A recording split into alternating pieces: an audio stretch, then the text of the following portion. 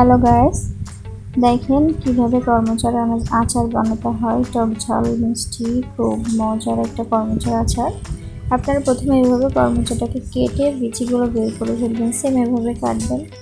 আমার মায়ের হাতের গ্রাম্য স্টাইলে কর্মচার আচার আমরা মাটির চুলায় রান্না করব, দেখবেন, দেখতে থাকেন। এভাবে কাটার পর সুন্দর করে ধুয়ে এগুলো পানি ঝরায় ফেলতে হবে, সেম এভাবে করবেন।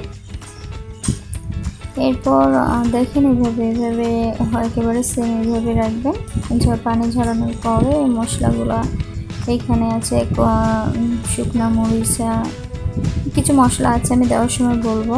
একটা সরিষার তেল দিবেন, তেলটা গরম হওয়ার পরে পাঁচফোড়ন দিবেন কিছু। পাঁচফোড়নটা কিছুটা ভেজে এরপরে মনে করেন সুন্দর করে ভেজে কিছু গোটা মরিচ দিবেন, আস্ত মরিচ আমি দিয়েছি। আপনারা যে যেমন মরিচ খান সেই পরিমাণ মরিচ দেবেন। আমি একটু বেশি মরিচ খাই, তাই একটু মরিচ বেশি দেওয়া হয়েছে। এই পর্যায়ে শুকনো মরিচের গুঁড়া দেওয়া এই পর্যায়ে রসুন কুচি দেওয়া হবে। রসুন কুচিটা একটু ফ্রাই করে সুন্দর করে রসুন কুচিটা সেমভাবে ফ্রাই করতে হবে। এভাবে রসুন কুচিটা ফ্রাই হওয়ার পরে দেখেন কি সুন্দরভাবে ফ্রাই হচ্ছে। সেমভাবে ফ্রাই হওয়ার পরে এখানে দিতে হবে শুকনো মরিচ গুঁড়া। তারপর এভাবে দেখেন মাটির চুলায় রান্না হচ্ছে, কিন্তু গ্রামের মাটির চুলা আমার আম্মা রান্না করছে। যাই হোক, এই পর্যায়ে শুকনো মরিচের গুঁড়া এভাবে দিয়ে একটু কষায় সুন্দরভাবে কষে নিতে হবে। সুন্দর মতো কষায় এই পর্যায়ে আপনারা চাইলে একটু ভিনেগার দিতে পারেন। আমি ভিনেগারটা একটু পরে দিব, আপনারা দিতে পারেন। এই পর্যায়ে যদি কোনোভাবে মশলাটা দেখেন বেশি পুড়ে যাচ্ছে বা হয়ে যাচ্ছে, তখন এই পর্যায়ে এরপরে দেখেন হলুদের গুঁড়া, লবণ, এগুলো সব কিছু দিয়ে একসাথে সুন্দর মতো কষায়।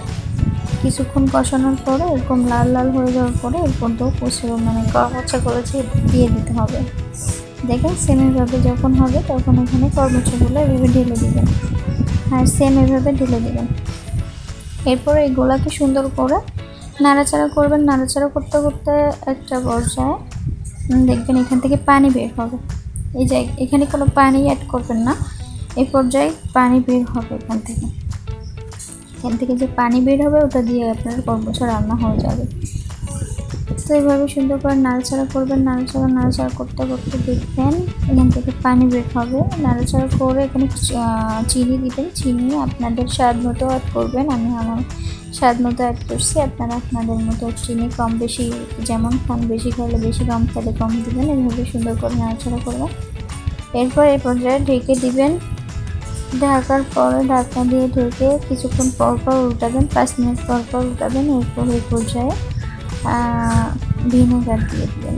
2 চামচ মতো ভিনেগার দিলে কি হয়, আচারগুলো সুন্দর থাকে, ভালো থাকে, অনেক দিন পর্যন্ত ভালো থাকে আচারগুলো। তো এইভাবে নাড়াচাড়া করে সুন্দর মতো কিছুক্ষণ নাড়াচাড়া করে আপনারা মনে করেন ঢেকে দিবেন। কিছুক্ষণ পর আবার নাড়াচাড়া করে দিবেন, ঢাকনা দিয়ে ঢাকবেন, নাড়াচাড়া করবেন। এই পর্যায়ে শেষের দিকে এসে এই তো প্রায় শেষের দিকে এই সময় আপনি পাঁচফোড়নের গুঁড়া দিয়ে দিবেন। দিয়ে সুন্দর করে নাড়াচাড়া করে আবার ঢেকে কিছুক্ষণ রান্না করে তারপর নামিয়ে ফেলবেন। দেখেন মাটির চুলায় রান্না না অনেক স্বাদ, অনেক মজা হয়। সত্যি আচারগুলো অনেক মজা হয়েছিল। এইভাবে সেমভাবে যদি আচারটা বানান, আচারটা খেতে খুবই টেস্টি হবে, খুবই ভালো লাগবে। আমার রেসিপি যদি আপনাদের ভালো লাগে তাহলে অবশ্যই সাবস্ক্রাইব করবে। পর্যায়ে ঢেকে দিয়ে আবার নামিয়ে নেবেন। আমার রেসিপি যদি ভালো লাগে অবশ্যই জানাবেন আমাকে।